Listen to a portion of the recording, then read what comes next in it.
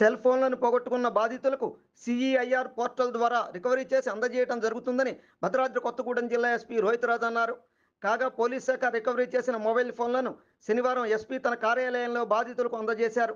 ఈ సందర్భంగా ఎస్పీ మాట్లాడుతూ ఈ ఏడాది జనవరి నుంచి జిల్లా వ్యాప్తంగా అన్ని పోలీస్ స్టేషన్ల పరిధిలో సిఈఐఆర్ పోర్టల్ ద్వారా మొత్తం 1674 ఫిర్యాదులు వచ్చాయని, వీటికి సంబంధించి 964 మొబైల్స్ను కనిపెట్టడం జరిగిందన్నారు. వాటిలో ఇప్పటి వరకు 483 మొబైల్ ఫోన్లను రికవరీ చేసి బాధితులకు అప్పగించడం జరిగిందని ఎస్పీ రోహిత్ రాజు వెల్లడించారు. అయితే మొబైల్ ఫోన్ పోగొట్టుకున్న బాధితులు వెంటనే సిఐఆర్ పోర్టల్లో ఆన్లైన్లో అన్ని వివరాలను నమోదు చేస్తే ఫోన్లను ట్రాక్ చేసి రికవరీ చేయడానికి వీలవుతుందన్నారు.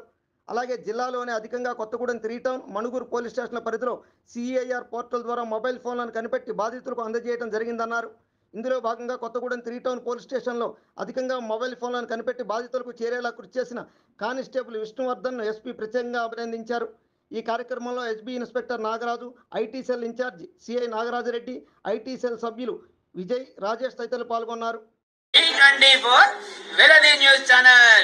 అందరూ చూడండి, ఆనందించండి, లైక్ చేయండి, షేర్ చేయండి, సబ్స్క్రైబ్ చేయడం మర్చిపోకండి.